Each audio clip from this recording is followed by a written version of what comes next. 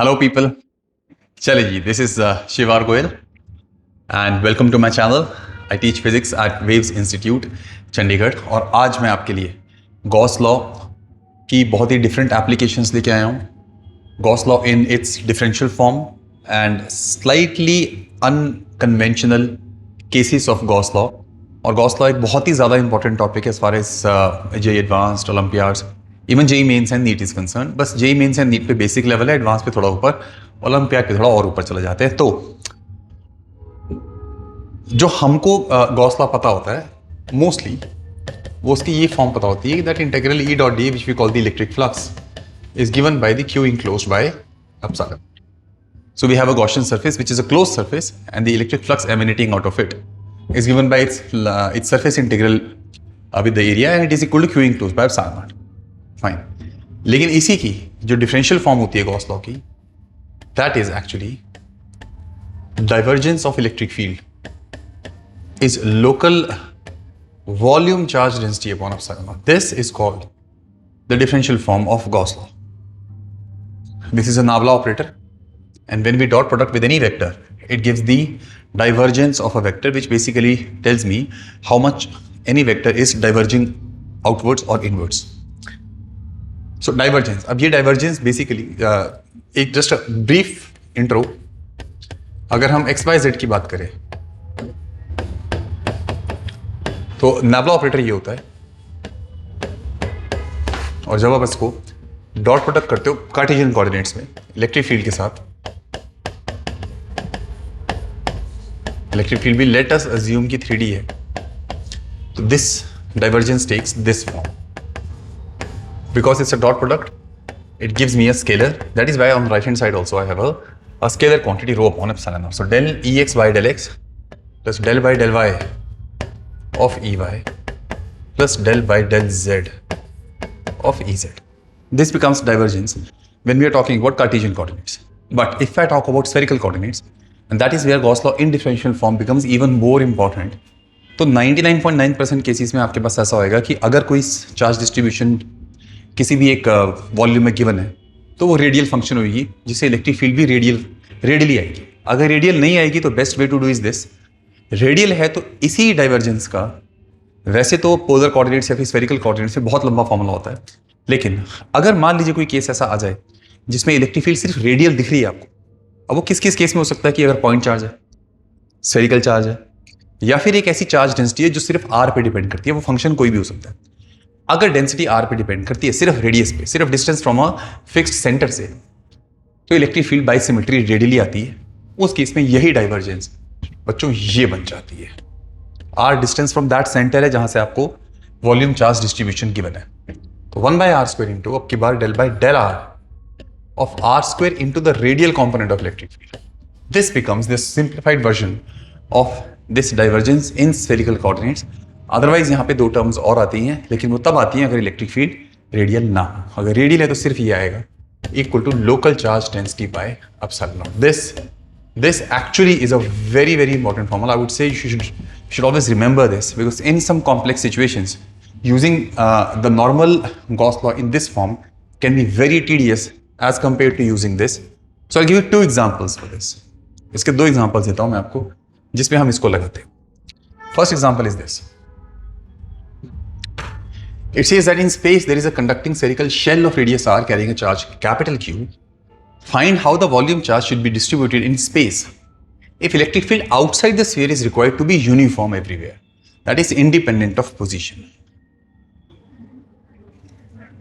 तो आपके पास एक स्फीयर है, शेल.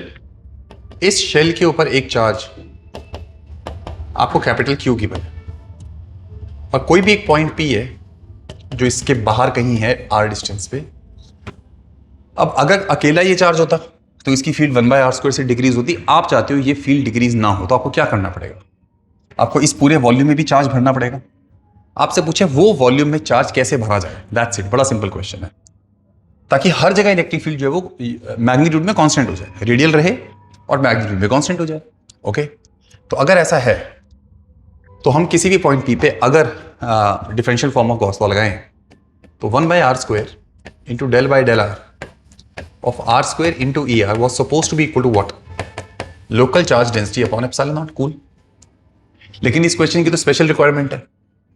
रिक्वायरमेंट ये कि ना सिर्फ इलेक्ट्रिक फील्ड रेडियल हो बल्कि हर जगह सेम. अब जो इलेक्ट्रिक फील्ड हर जगह सेम है वो तो इससे बाहर ही आ जाएगी. तो 1 by r square into er. And what is the differentiation of r square with respect to r? It is 2r equal to local rho by epsilon naught. इससे ये उड़ गया.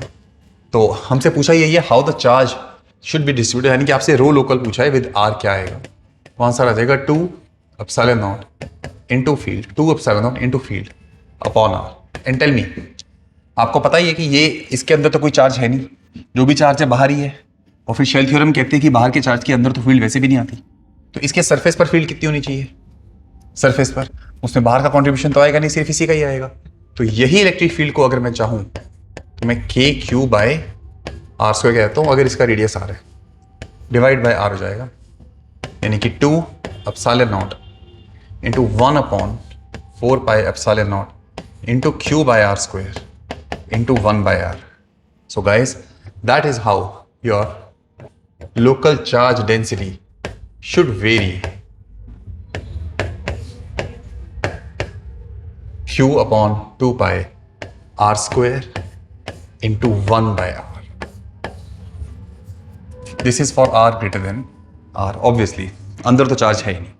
तो अगर बाहर डेंसिटी इस फंक्शन के साथ वेरी करे तो इतनी इंटरेस्टिंग सिचुएशन हो जाती है कि इलेक्ट्रिक फील्ड का मैग्नीट्यूड हर जगह कांस्टेंट आ जाता है. ये पहला क्वेश्चन था. अब दूसरा क्वेश्चन करते हैं हमारी क्लासिक इरडोव में से. This is 3.27. Again, a beautiful question.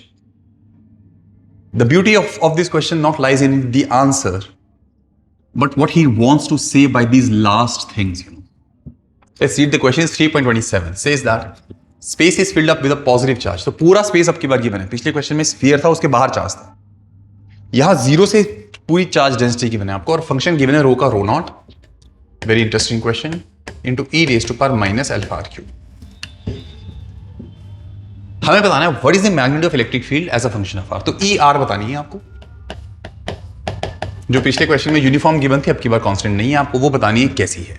रो का फंक्शन दे दिया. अब एक तरीका ऑब्वियसली इसको करने का गॉस लॉ है, जो हमारा नॉर्मल गॉस लॉ होता है. सी एक्स पे जाओ, डी एक्स का शेल लो, शेल का चार्ज लिखो, इंटीग्रेट करो और फिर के क्यू बाय एप्सिलॉन कर दो. Fine, okay. Let me try to use the differential form. तो डिफरेंशियल फॉर्म ये कहती है 1 by r square into del by del r of r square into er is rho by epsilon. रो को ये put कर दो बाय एप्सिलॉन. एक काम करो, इस आर स्क्वायर को भी ऊपर ले जाओ.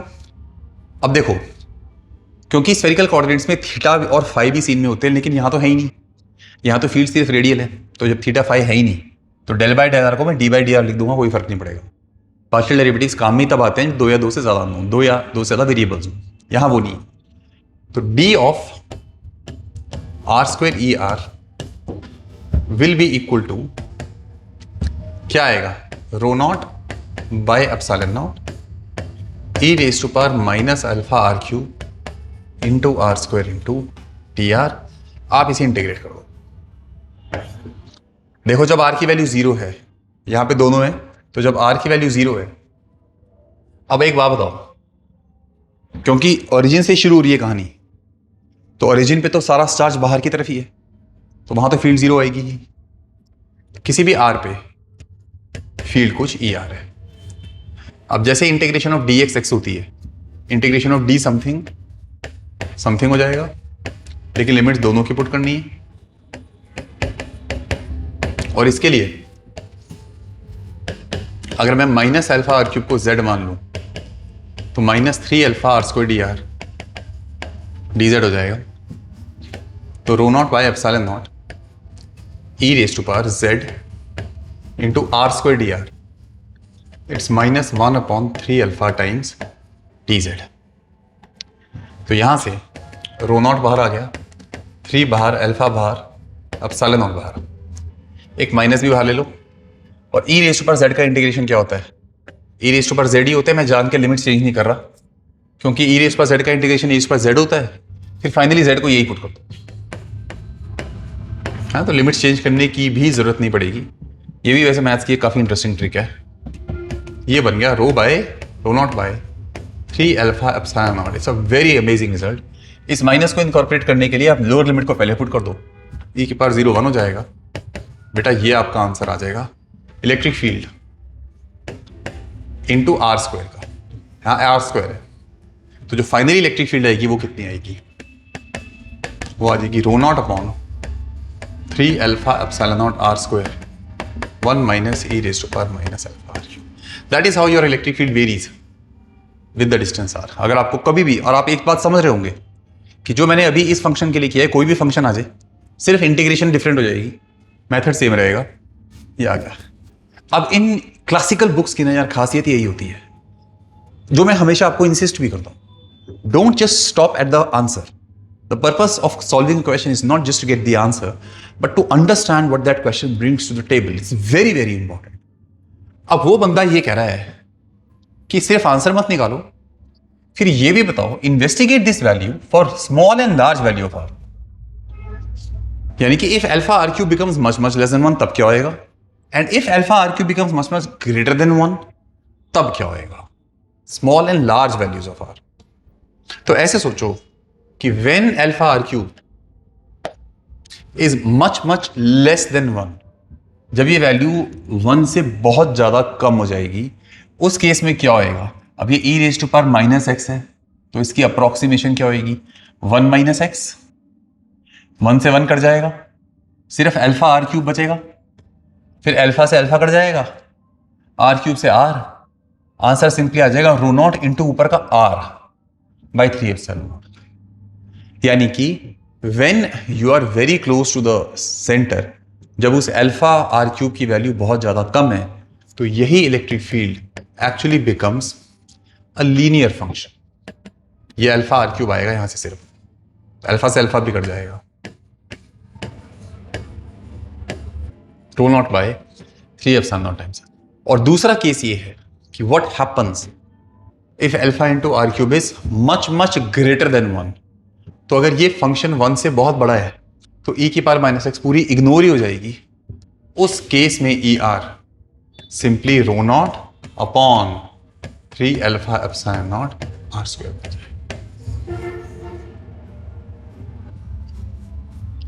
ये सीन है यार यहां पे। यानी कि जब आप इस डिस्ट्रीब्यूशन से बहुत दूर चले जाओगे, अगर आपको इसको समझना है, तो जब आप इस डिस्ट्रीब्यूशन में, क्योंकि देखो रो का फंक्शन समझो क्या है, रो का फंक्शन है रो नॉट e की power minus alpha r cube. तो जब इस अल्फा आर क्यूब की वैल्यू 1 से बहुत बड़ी, यानी कि जब आप सेंटर से बहुत दूर चले गए हो, तो रो भी ना ऑलमोस्ट 0 हो गया है। तो आप ऐसे रीजन में मूव कर रहे हो जहां कोई चार्ज डेंसिटी ही नहीं है। तो अगर कोई चार्ज डेंसिटी ही नहीं है वहां पे बाहर दूर जाके, तो इफेक्टिवली आप सारे चार्ज को कहां मान सकते हो, सेंटर पे। इसीलिए देखो this is what this person is trying to tell you कि when you go very far away that electric field is coming out to be inversely proportional to r square, क्योंकि पॉइंट चार्ज की electric field वही होती है when you are very far away, वो space में जो charge भरा पड़ा है ना वो कम होता जा रहा है, तो और चार्ज ऐड ही नहीं हो रहा, इसलिए वो प्रोपोर्शनलिटी कितनी आ गई है 1 बाय आर स्क्वायर की आ गई है। इस बात को समझना हमारे लिए बहुत ज्यादा जरूरी है।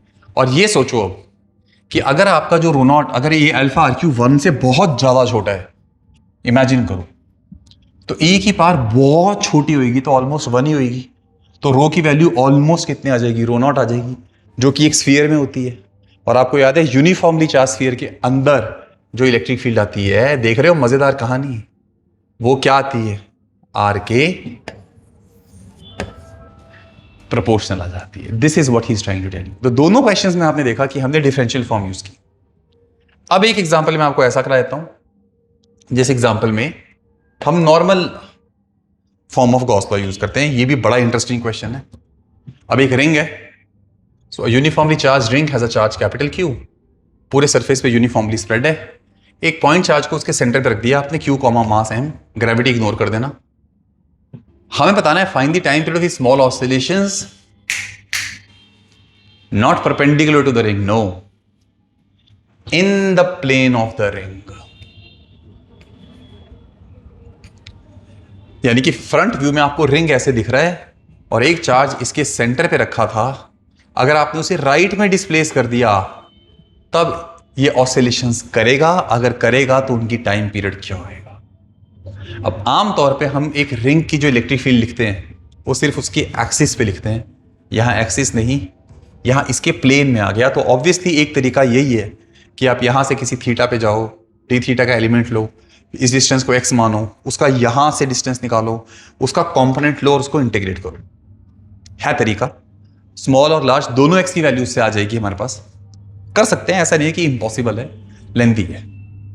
यहां पे स्लाइटली है ना, slightly, which means we can use approximations. तो x is much much less than r. तो people, a very unconventional way of solving this question is using Gauss law. और यहां गॉस लॉ की इतनी प्यारी एप्लीकेशन है कि अगर हम एक एक्स रेडियस का सर्कल बनाएं और उसको ऊपर नीचे ट्रांसलेट करके एक सिलेंडर इमेजिन कर लें, ये सिलेंडर इसके प्लेन के ऊपर और नीचे दोनों जगह है। तो मजे की चीज ये है, मान लो इस सिलेंडर की ये वाली लेंथ z है, तो ये लेंथ भी इसकी z हो जाएगी। अब मेरे को ये पता है कि जो एक्सिस पर इलेक्ट्रिक फील्ड होती है, एक्सिस पे, उसका फॉर्मूला अप्रोक्सीमेटली कितना होता है, उसको मैं ई वाई कह देता हूं, इस डायरेक्शन को y, इस x कह देते हैं। वो फॉर्मूला होता है k q, डिस्टेंस कितना है z। अच्छा, नीचे r square plus z square की पावर 3/2 आता है अगर फॉर्मूला याद हो, और स्मॉल के लिए ये बन जाता है r3। अब पहली अप्रोक्सीमेशन में ये लगा रहा हूं कि जितनी इलेक्ट्रिक फील्ड इसकी एक्सिस पे है, x इतना छोटा है कि थोड़ा लेफ्ट या थोड़ा राइट जाने पर वो इलेक्ट्रिक फील्ड सेम है, एंड सिमिलरली नीचे वही इलेक्ट्रिक फील्ड डाउनवर्ड्स है। ये फर्स्ट अप्रोक्सीमेशन है for x is very very less than r. अब दूसरी अप्रोक्सीमेशन में ये लगा रहा हूं कि जो भी इसके एक्स पे एक्स ये वाला कंपोनेंट आएगा पूरा ऐसे सिलेंडर का है ना, और क्योंकि रिंग है ये, तो यहां सर्कल अगर आप इमेजिन करोगे एक, तो सर्कल के रिस्पेक्ट में इस रिंग में सिमेट्री है, राइट। सो जो लेफ्ट में हो रहा है वही राइट में हो रहा है, वही ऊपर वही नीचे, क्योंकि पूरा गोल है। तो वो इलेक्ट्रिक फील्ड इसको ऐसे छेदती भी बाहर जाएगी। अब सवाल ये उठता है कि यहां तो इलेक्ट्रिक फील्ड का एफ्लक्स आ रहा है इस गॉसियन सरफेस से, लेकिन इस गॉसियन सरफेस के अंदर कोई भी चार्ज इंक्लोज तो है नहीं, तो टोटल फ्लक्स जीरो होना चाहिए। इसका मतलब अगर ऊपर की दो फेसिस से एफ्लक्स आ रहा है, तो बाकी की फेसिस से क्या आना चाहिए, इनफ्लक्स आना चाहिए।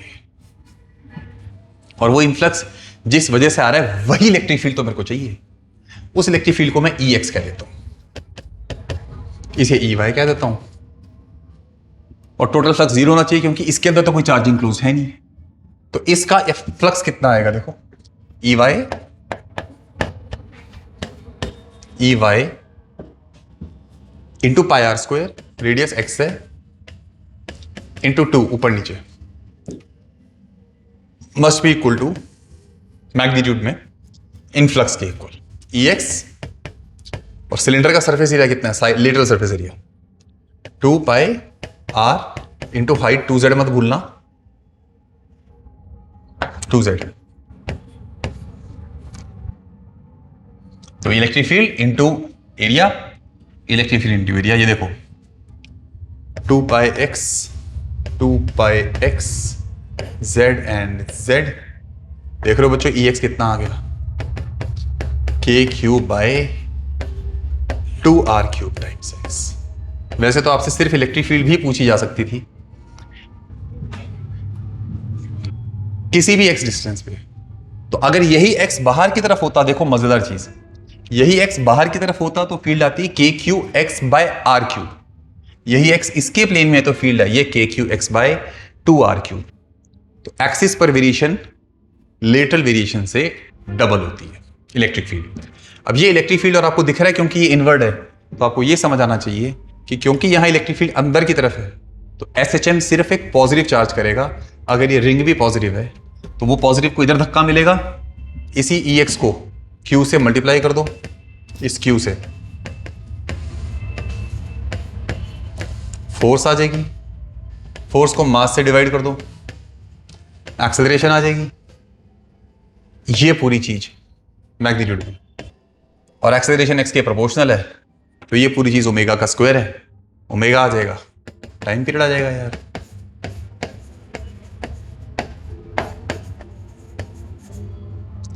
This is the time period of small oscillations, और ये ऑसिलेशंस ऐसे एक्स में होंगी। ये गॉस लॉ की ट्रेडिशनल एप्लीकेशन है जिसमें हम एक्चुअल फ्लक्स लिख रहे हैं। और जो पहले 2 एग्जांपल किए थे हमने वो थोड़ी non traditional, specially for JEE advanced, क्योंकि आमतौर पे इसी की हमें आदत होती है। तो इसलिए डाइवर्जेंस वाली जो फॉर्म है उस फॉर्म को याद रखना। अगर कभी भी स्पेशल डेंसिटी का फंक्शन चाहिए हो या दे रखा हो तो that gives you the fastest result. Alright, that's all for today. Thank you so much.